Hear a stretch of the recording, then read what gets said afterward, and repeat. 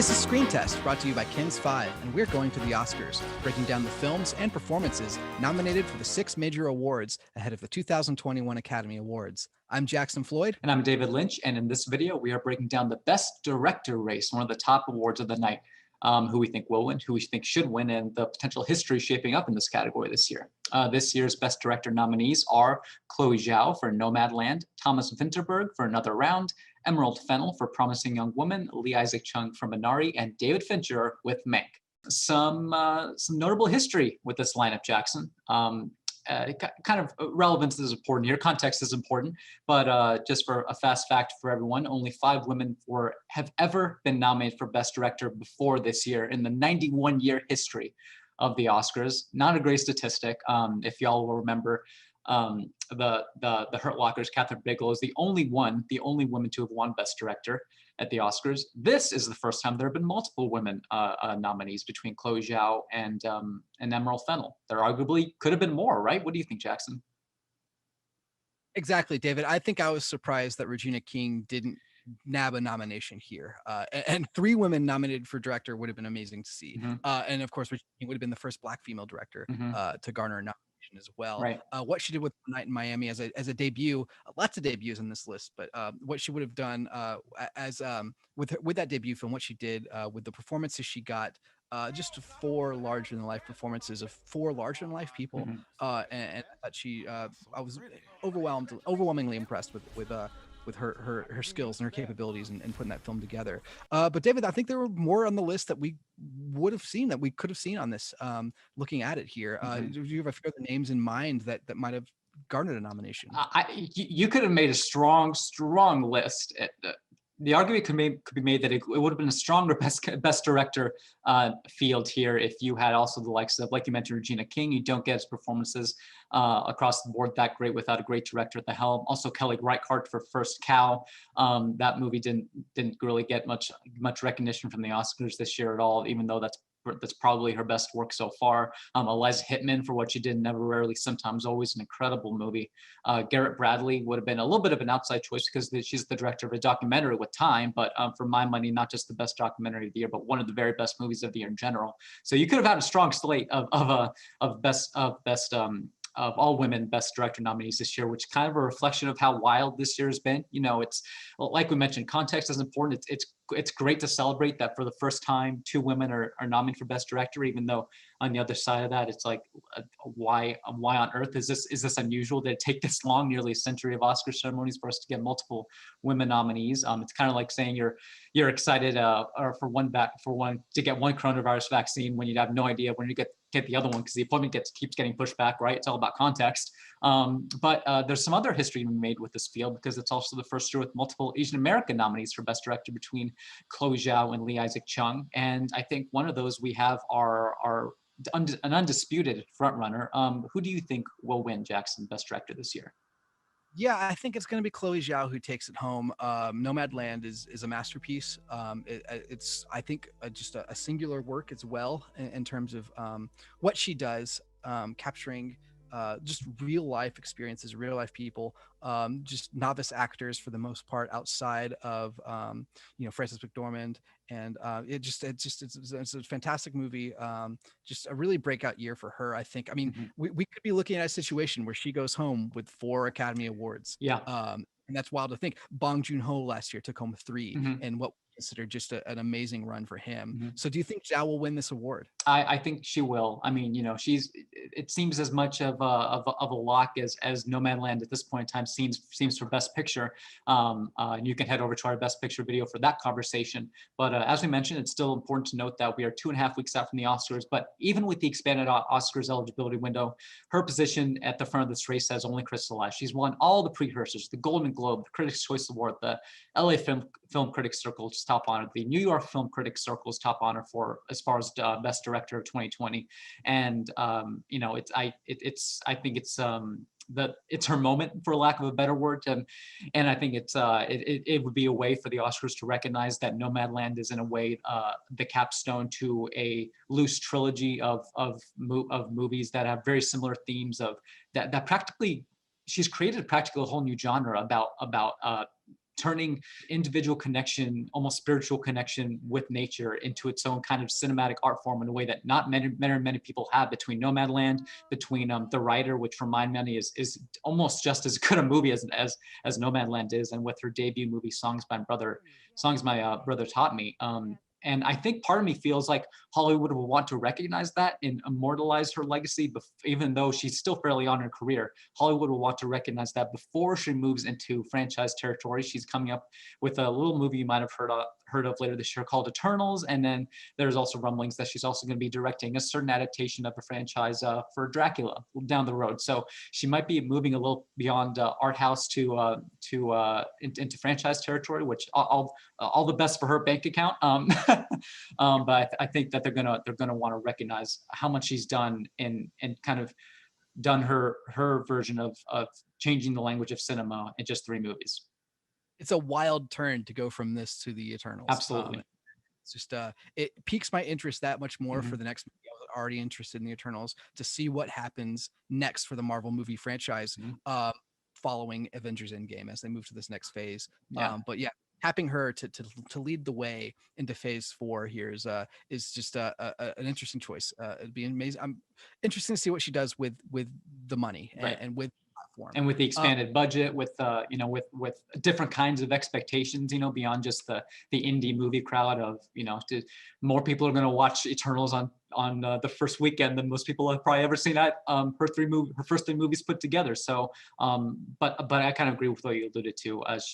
Her name attached to that makes me exponentially more interested in what Eternals could be. Aside from its stacked cast and just the fact that it's going to be the next. Represent the next stage and what that massive property does. So, now, do you think Chloe Zhao should win this award? I feel like it's a pretty stacked category this year. Yeah, it's an interesting conversation, right? I think for all the reasons I mentioned, I think that she absolutely should win. I've been a Chloe Zhao stan ever since I first watched The Writer when that movie came out, and arguably she very well could have been nominated for that category, and I would have been hollering with delight.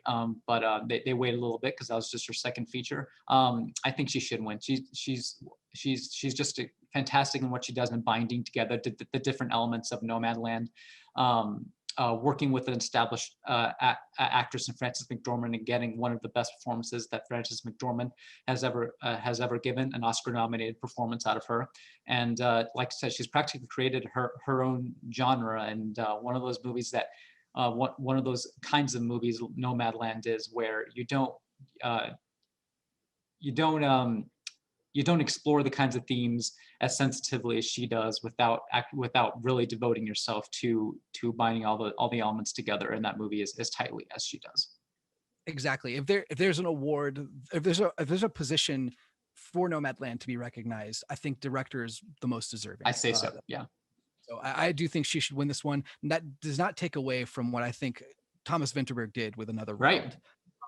That is a movie which premise could go into a morality tale or kind of teeter on that balance, but he takes his lens and kind of puts the same aspect on it that his characters do. It's a documentary and an almost scientific approach to what would this experience be like to maintain a blood alcohol level of 0.05%. I was very impressed with that movie, and just it's not very often we see international films and international directors recognized in this category too. So very interesting to see him here. I thought Emerald Fennell, Promising Young Woman wasn't my favorite movie of the year. I thought there were some flaws to it, but just what she did, setting a tone, a mood, it was her singular vision that led that movie forward. Or first feature too.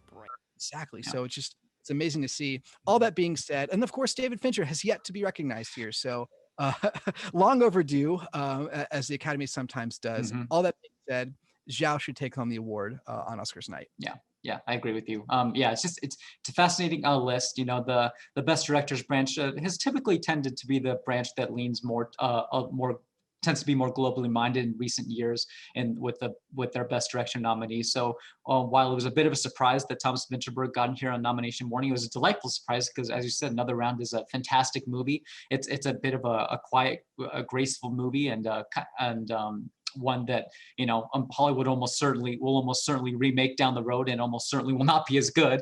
It's really great because it's not the showiest of director efforts. You know, it's not what Sam Mendes did with 1917, for example, which is the kind of directorial effort that tends to get recognized and awarded in these categories. So, but Thomas Vinterberg has been such a great filmmaker for a long time, going back with his collaborations with Mads Mikkelsen to The Hunt and beyond. He's had a great catalog, so it's really cool to see the Academy recognize that.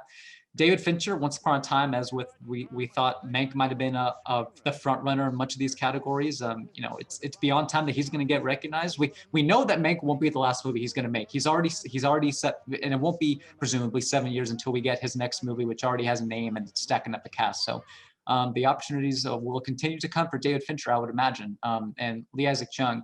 It'd be great to see him recognized. If anyone could play spoiler in this category, it could be him, simply because that movie Minari has really gained some momentum in recent weeks and months, and I think is the movie that has benefited the most from the expanded Oscars eligibility window. But Chloe Zhao, I think, will win. Chloe Zhao, I think, should win. And I'll be very surprised and a bit outraged if she doesn't, because it might be early in her career, but it'd be awesome to see her recognized. Yeah, I think so. If I'm putting on the outrage meter, I'm probably about halfway there towards outrage if she does not take home the award here. All that being said, we've gone through this entire list without mentioning one name whom I think is criminally left off the list here. Again, we named a dozen other people who fit in here as well. Where is Spike Lee? Where is Spike Lee? He's got to be recognized for it. He still has yet to be recognized. One of the greatest living directors, one of the greatest directors of all time. He's directed a masterpiece, an oeuvre of works here. And I think Defy Blood fits right in. A shame it didn't get more recognition at the Oscars this year. So justice for Spike. I'm already going into the category with a little bit of outrage. You know, it's when Defy Blood was released back in June, I think it was pretty much the de facto. Everyone was like, okay, this is definitely the first bona fide Oscars contender of the year. It's just that kind of movie. It's got that kind of name recognition behind it. It's Netflix. And I think part of it is who Netflix decided to tout up as the movies that they put out that should be recognized. Part of it was the expanded window. At this point, it's once the Oscars happened, it'll have been almost 10 months. But the day since Defy Bloods came out, and even though it's been part of the conversation, you know, part of the discourse surrounding it, especially when it comes to Spike Lee, another great directorial effort for him. The It's Time narrative really should have crystallized in a way that it did not, especially when it comes to the fact that Delroy Lindo is a huge omission over in the Best Lead Actor race. I mean, if there's any asterisk you put on any category this year, it's got to be that one, because he needs to be there. He did put in the best performance of 2020, I'd say. Absolutely one of the best 5 lead actor performances. So yeah, Spike Lee's omission here is strange. It's bizarre. It's you got to hope the recognition for him will come sometime. I'm with you. I'm rolling my eyes a little bit at no matter how great and how diverse this best director field is this year, his omission is a little bit criminal. I'm going to put you on the spot, David. I just want to know who wins an award first for Best Director, Spike Lee or David Fincher? You know, that's a great question, and you know, who knows what Spike Lee's movie might be next, and who he's going to putting it out with. David Fincher, we already know, is going to be teaming up with Netflix, so he's going to have all the full force of Netflix's marketing efforts behind him, and you know, that's something that you can't discount.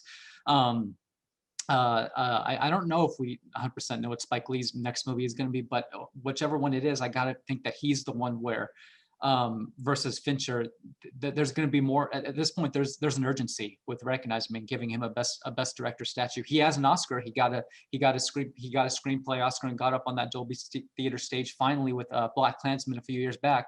But he's one of the best contemporary directors. He's been one of the best American directors for the last 30 plus years, and it's beyond time that we recognize that. I gotta think that, weirdly enough, as to say, I think that he's the one that the Academy will get around to recognizing first. I think so. Mainly just because the output, I think he'll have more films to be recognized than Fincher over the next span of time here. Working at a faster clip, I think. Yeah. But I mean, both of them need to be recognized in their lifetimes, and we're forward to seeing that happen. And until then, we'll just maintain a little bit of outrage. A little bit of outrage. Wraps up our director conversation here. You can find much more of our conversations on this year's Academy Awards by subscribing to our YouTube page. Just click on that subscribe button right there below. I'm Jackson Floyd. And I'm David Lynch. Thank you very much for watching, and enjoy the show.